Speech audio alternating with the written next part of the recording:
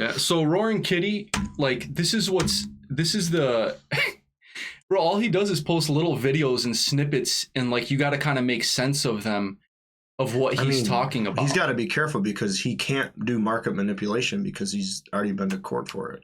You could decipher almost everything he posts as market manipulation, but it's... What is this guy doing? See, he does it on purpose to not incriminate himself. 100%. Because if he tells you guys, we're going to overthrow Wall Street, buy this, you're screwed.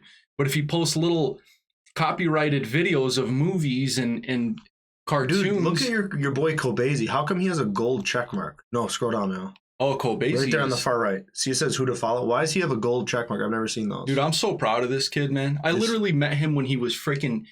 Kobeissi, I met him when he was 14 years old. And he was talking about stocks, bonds, oil. In the sauna? No, at my friend's house, we were watching a Floyd Mayweather fight. And I'm like looking at this kid and I'm like, how do you know this much about like finance? You're like 20 something? I was like 27, 28. Wow. And I didn't understand what he was talking about. Like for the most part, I was just trying to like keep up with him. Bro, fast forward till today. I think he's in his, I don't know how old he is. Like maybe he's as old as I was when you first met him. He has almost a half a million. Bro, he has, Elon Musk's repost his stuff. Really? Andrew Tate reposted his stuff. Yeah. What does he post? Like, what are they reposting? He is a market analyst, dude. Like, okay. We're excited. So this is a pinned thing for you to read continuously. It was posted January 6th. It's his performance update.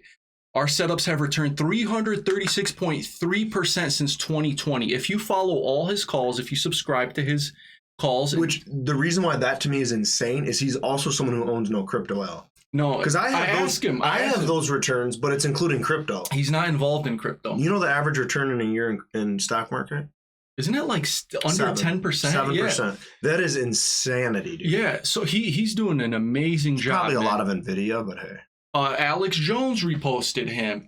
All the people who have millions of followers have reposted him, and he's gained a massive following. The gold check mark I've never seen before. I think that means it says he's hosting. So maybe I don't know if that means. Yeah, so he goes in depth on inflation. He goes in depth on the Fed, how they pivot, what their plans are. He assumes what they're gonna do. For the most part, he's right, and this is how you know he's actually like analyzing things correct. Fox Business brings him on, right wing. CNBC Business, left wing media brings him on. Both of them bring him on for his opinions. So he's not politically... Student loan rates for undergraduates, graduates.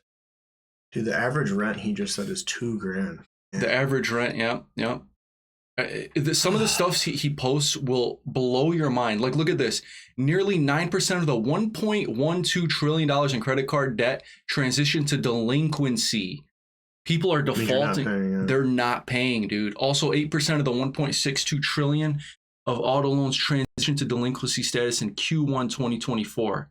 That's $130 billion of auto loans that are now considered to be delinquent. I mean, Al, you worked as like a repo guy.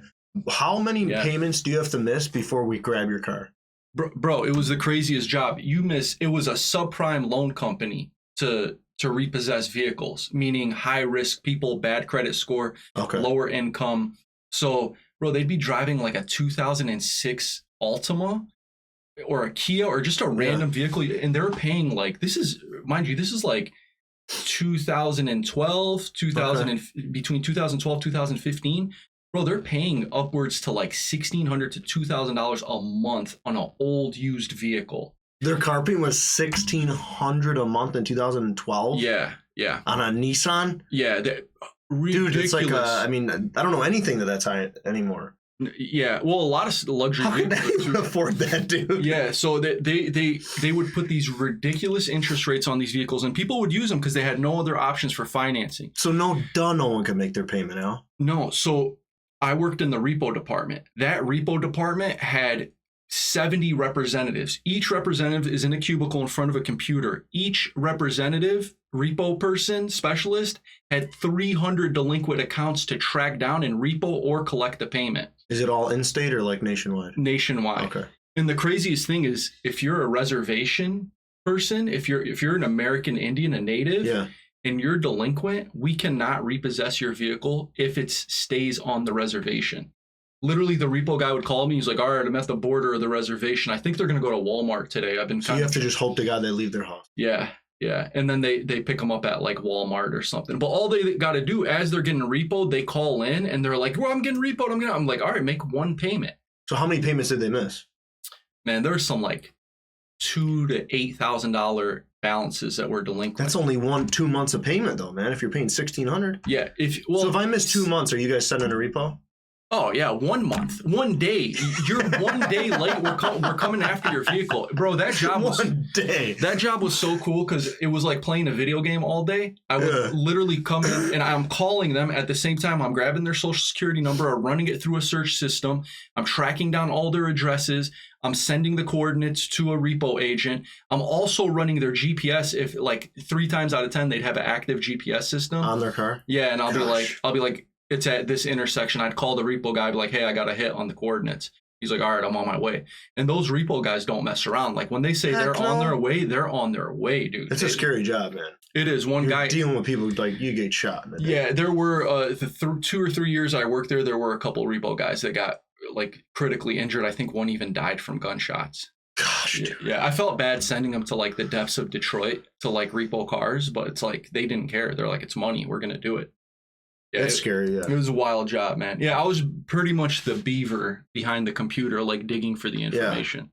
Yeah. And then as time went on, they set all these new rules, like, all right, there's a no contact rule now. The repo drivers can't knock on the door. Hell no, you just yank it and go. Yeah, you yank it and go. But if it's blocked into the driveway, a lot of them would be like hitting the door, like, you need to unblock this car. Oh, no one's going to do that. Yeah. No one's going to unlock it. Oh, yeah, let me move my Explorer. So I wonder if, I'm not going to say that company's name, but if, like I were to go back and look at their accounts now, I bet business is booming, dude. Yeah. Business, I bet everybody. I just feel like there's a mass division right now. I do think there's a war against the middle class, and it's you're either going to be wealthy or you're going to be really poor, dude. If you don't have a good job right now, the average rent is $2,000 a month. Yeah. Car payments through the roof. I mean, I don't know. Groceries are through the roof. Credit card debt's through the roof. How do you really get ahead? Like you have to me.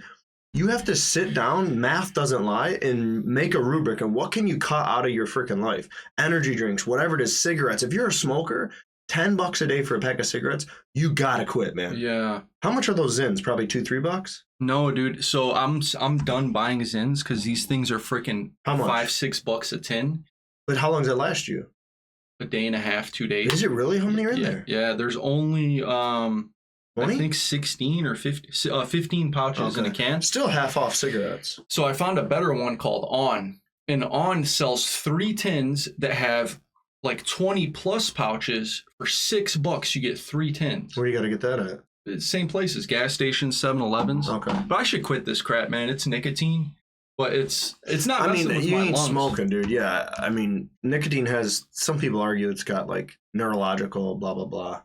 I just don't like feeling like an addict. I would rail those all day. Yeah. I know who I am. They're delicious, dude. Like I would rail them, man. And the like little tingling sensation it does, and then like you're done eating, so you want to like change the palate in your mouth, so you're like, I can't wait to. Do you notice like a little like buzz from it, or like a little energy? Yeah, I'm pretty wired right now, but I don't know if it's because of this or the coffee that I had earlier. Yeah, it's probably they're only 3 milligrams. They make the 6 ones, the 6 milligram ones.